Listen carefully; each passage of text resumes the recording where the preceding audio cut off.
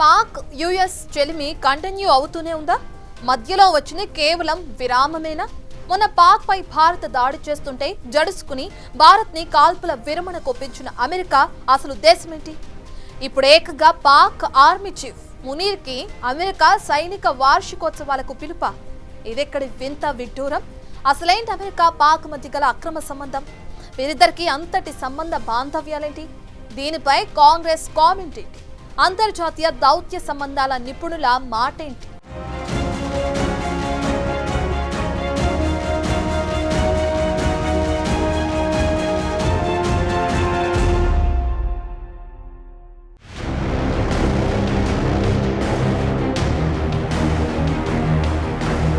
పహల్గాం దాడి కారకుడు Pak army chief Asim మునీరే. Munir రెచ్చగొట్టే కామెంట్లు చేయటం వల్లే కశ్మీర్లో ఉగ్రవాదులు రెచ్చిపోయి 26 మందిని హతమార్చారు. అలాంటి వ్యక్తికి అమెరికా 250వ సైనిక వార్షికోత్సవానికి ఆహ్వానమా? ఇది భారత్ కి భారీ దౌత్యపరమైన ఎదురుదెబ్బ. ఇది Congress communications head Jairam Ramesh X post comment.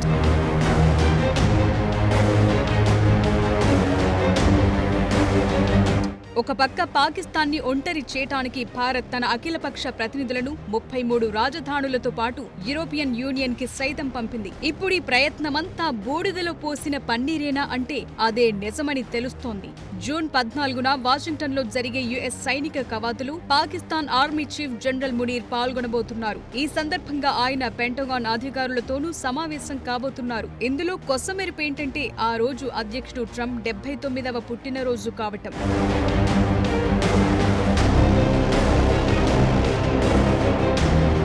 దీన్ని బట్టి ఏమర్థం చేసుకోవాలి? ఇదివరకే మునీర్ కి పాకిస్తాన్ ప్రభుత్వం తన సైనిక పాలనా చరిత్రలోనే రెండోసారి ఫీల్డ్ మార్షల్ హోదానిచ్చింది. కట్ చేస్తే ఇప్పుడు అమెరికా నుంచి అరుదైన ఆహ్వానం, అది కూడా తమ సైనిక వార్షికోత్సవ కవాతులో పాల్గొనాల్సిందిగా పిలుపు. ఇదెక్కడి లింకు? ఇదే ట్రంప్ తొలి పాలన. పాకిస్తాన్ తన ఉగ్ర బుద్ధి మార్చుకోకుంటే $1 బిలియన్ సాయాన్ని కట్ చేస్తానని బెదిరించింది. ఇప్పుడేంటి కొత్త ట్విస్ట్? అంతగా మునీర్ ఏం సాధించాడని? ఆపరేషన్ సింధూర్లో ప్లాన్స్ లేవ్, ప్రేయర్స్ మాత్రమే ఉన్నాయంటూ చేతులెత్తేసిన ఈ సైన్యాధ్యక్షుడికి ఇంతటి భారీ గౌరవమా? ఏంటి విలువైన ఆహ్వానం? ఎవరికీ అర్థం కావటం లేదు.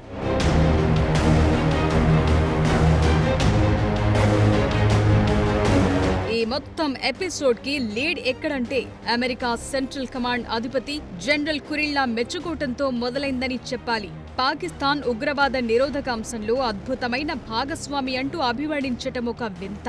అంతేకాదు ఐసిస్ ఖోరాసన్ కు వ్యతిరేకంగా ఇస్లామాబాద్ చేసిన కృషిని కురిల్లా నొక్కి చెప్పటం ఒక విడ్డూరం. ఏంటేంటి పాకిస్తాన్ ఉగ్రవాద నిరోధక వ్యవహారంలో అద్భుతమైన భాగస్వామ? అదెలా సాధ్యం? ఒక పక్క ఉగ్రవాదులకు కోట్లాది రూపాయల నిధులిస్తూ ఇక్కడ వారి వారి కార్యకలాపాలకు తగిన రక్షణతో పాటు శిక్షణ సైతం అందిస్తున్నట్టు ప్రపంచమంతా తెలుసు. ఇదే యుఎస్ హఫీజ్ సయీద్ తలకు 85 కోట్ల రూపాయల రివార్డ్ ప్రకటించింది. అలాంటి హఫీజ్ సయీద్ ను హౌస్ అరెస్ట్ పేరిట హై అండ్ సెక్యూరిటీ ఇస్తున్న దేశం పాకిస్తాన్, ఆ దేశ సైన్యం. దానికి తోడు ఇటీవలి ఆపరేషన్ సింధూర్ కారణంగా మృతి చెందిన ఉగ్రవాదులకు జాతీయ జెండా కప్పి మరీ అంత్యక్రియలు నిర్వహించిన ఘనత, చరిత పాకిస్తాన్ సైన్యం సొంతం. ఈ కార్యక్రమాలకు స్వయాన పాక్ ఐఎస్ఐ ఆర్మీ అధికారులు సైతం పాల్గొన్న సంగతి అందరికీ తెలిసిందే.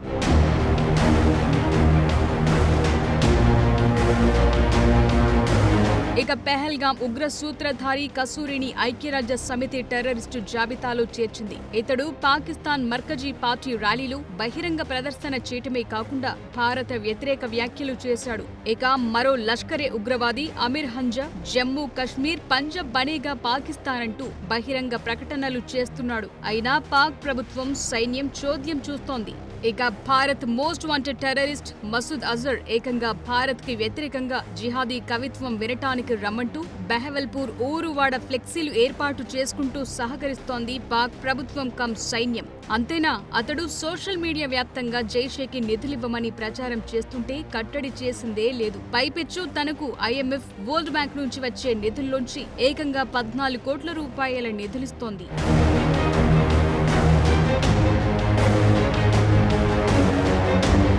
ఇన్నేసి ఉగ్రవాద కార్యకలాపాలకు అడ్డాగా పాకిస్తాన్ ఉండటమే కాకుండా ఈ కార్యకలాపాలకు కారకుడిగా ఈ దేశ ఆర్మీ చీఫ్ అసిమ్ మునీర్ ఒక అనధికారిక అధ్యక్షుడిగా వ్యవహరిస్తోన్న తీరు అందరికీ తెలిసిందే. పాక్ డీజీ ఐఎస్పీఆర్ చౌదరి అయితే మతం మా సైనికుల వ్యక్తిగత వ్యవహారం మాత్రమే కాదు, సైనిక శిక్షణలోనూ ఒక భాగమే అనటం మరో ఆందోళనకరమైన అంశం. సరిగ్గా అదే సమయంలో ఈ అత్యున్నత సైనిక హోదాలో ఉన్న ఈ వ్యక్తి అణు ఉగ్రవాది అయిన సుల్తాన్ బషీరుద్దీన్ కొడుకు కావటం ఎందుకు అదనం. పెహల్గాం దాడి జరగటానికి 3 రోజుల ముందు ఉగ్రవాదులను ప్రేరేపిస్తూ కామెంట్లు చేసింది కూడా సదరు ఆర్మీ చీఫ్ మునీరే. అలాంటి వ్యక్తికి పాకిస్తాన్ ప్రభుత్వం హోదా పెంచడంతో పాటు యుఎస్ తన సైనిక వార్షికోత్సవాల కవాతుకు ఆహ్వానం పలకటమంటే ఒక్కొక్కరి దిమ్మ తిరిగిపోతోంది.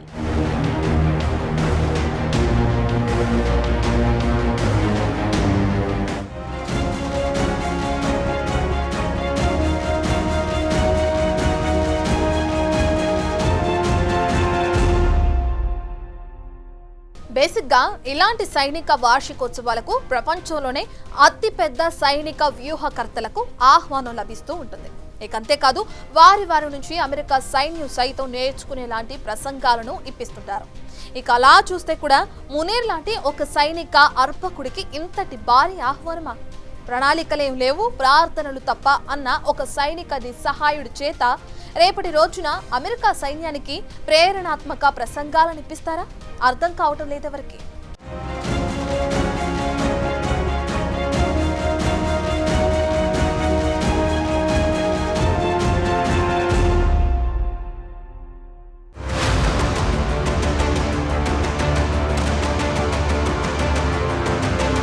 అదేమంటే భారత్ పాక్ తమకు 2 కళ్లలాంటివన్న యుఎస్ వింత పోకడ.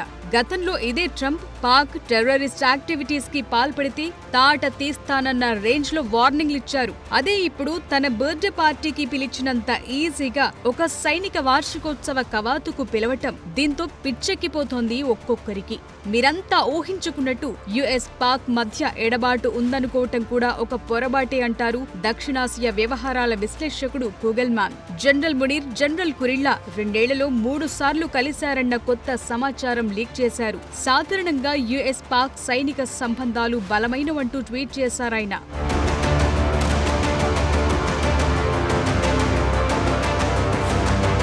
ఇదంతా చూస్తుంటే అమెరికా తన పాత పద్ధతిలోకి తిరిగొచ్చేసినట్టుగా భావిస్తున్నారు. చైనాతో పాకిస్తాన్ కి పెరుగుతోన్న సాన్నిహిత్యాన్ని ఎదుర్కోవటానికి తన సంప్రదాయ మిత్రదేశమైన పాకిస్తాన్ ను తిరిగి టచ్ లోకి తెచ్చుకునే ఎత్తుగడలో భాగంగానూ అభివర్ణిస్తున్నారు కొందరు. ఒక పక్క భారత్ తో వ్యూహాత్మక సంబంధాలు నెరుపుతూనే మరోపక్క పాకిస్తాన్ తో ఈ అనుబంధం నెరుపుతూ అమెరికా తన ఓల్డ్ ఫ్రెండ్షిప్ లోకి వచ్చేసినట్టుగా అంచనా వేస్తున్నారు. రీసెంట్ గా ట్రంప్ భారత్ పాక్ మధ్య యుద్ధాన్ని ఆపింది తానేనంటూ ఏకంగా యుఎస్ కోర్టుల్లోనే చెప్పుకున్న పరిస్థితి. ఈ ప్రచారాన్ని భారత్ గట్టిగానే తిరస్కరించింది. దానికి తోడు భారత్ జీరో టారిఫ్ కంట్రీగా తమకు ఆఫర్ ఇచ్చినట్టు స్వయం ప్రకటనలు చేశారు ట్రంప్. అంతేకాదు భారత్ లో తయారీ ప్రారంభించిన యాపిల్ ని సైతం బ్లాక్ మెయిల్ చేశారు. అంతేనా, ఇటీవల మన విద్యార్థులను సైతం తీవ్ర స్థాయిలో వేధిస్తూ భారత్ కి వ్యతిరేకంగా ఏ చిన్న అవకాశం దొరికినా వదలకుండా దంచికొడుతున్నారు. మరోపక్క భారత్ మార్కెట్ ని ఆశించి $100 బిలియన్ వాణిజ్య ఒప్పందాలు చేసుకుంటూ ద్వంద్వ నీతి ప్రయోగిస్తున్నారు ట్రంప్.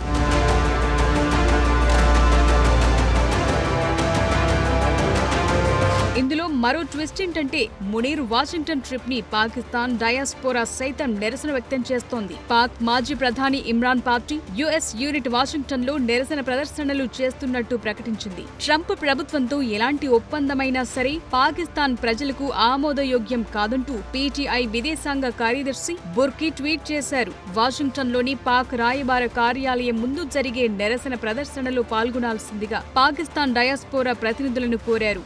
దీనంతటిని బట్టి చూస్తే ఏమనర్థం చేసుకోవాలి? పాక్ యుఎస్ తిరిగి ఓపెన్ అప్ కావటాన్ని ఎలా అర్థం చేసుకోవాలి? ఇదే దక్షిణాసియా వ్యవహారాలను ఏ మేరకు ప్రభావితం చూపిస్తాయన్నది అంతు చిక్కటం లేదు. ఒక పక్క చైనా యుఎస్ మధ్య భయంకరమైన వాణిజ్య యుద్ధం జరుగుతోంది. ఇటీవల తన అరుదైన లోహాలను అమెరికాకు సరఫరా చేసేది లేదంటూ తెగేసి చెప్పింది చైనా. ఈ సందర్భంలో పాక్ ని అడ్డుపెట్టుకుని చైనా మెడలు వంచాలని చూస్తోందా అన్న అనుమానాలకు ఆస్కారం ఏర్పడుతోంది.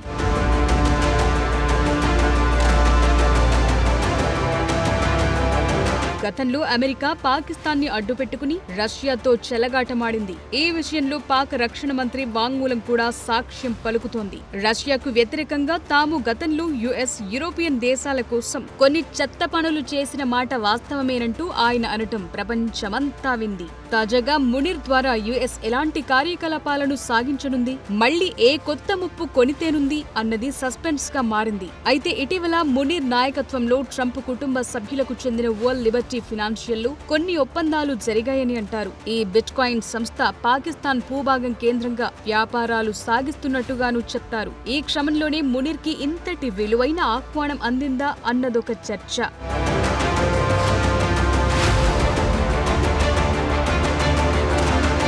వీటన్నిటినీ బట్టి చూస్తే వచ్చే రోజుల్లో మునీర్ పాక్లో మరింత ఎత్తులకు ఎదిగినా ఆశ్చర్యం లేదంటున్నారు. అంతేకాదు, ఇటు చూస్తే బలూచిస్తాన్ స్వేచ్ఛ పోరాటం, మరోపక్క సింధ్ ప్రజల తిరుగుబాటు, మొన్న సింధ్ హోంమంత్రి ఇంటిపై స్థానికులు దాడి, మంత్రి ఇంటినే తగలబెట్టినంత దారుణమైన ఘటనలు. దీంతో పాకిస్తాన్ వ్యాప్తంగా ఇటు ప్రభుత్వం పట్ల, అటు సైన్యం పట్ల తీవ్ర నిరసన ప్రదర్శనలు జరుగుతున్నాయి. దీంతో చైనా సైతం హ్యాండ్ ఇచ్చేలాంటి సిట్యువేషన్. ఈ క్రమంలోనే మునీర్ నాయకత్వంలో పాక్ అమెరికాతో తిరిగి కొత్త చెలిమి కోరుకుంటోందా? ఇది ఇరుపక్షాలకు ఆవశ్యకంగా మారిందా అన్నదొక చర్చగా మారింది.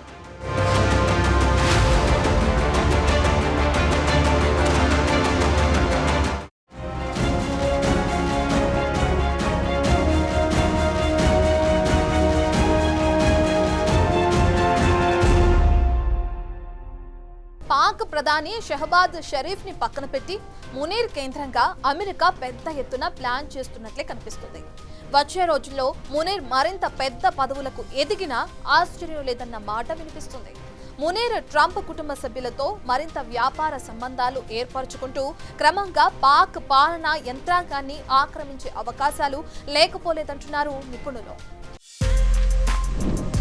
For more videos like this, subscribe Big TV channel.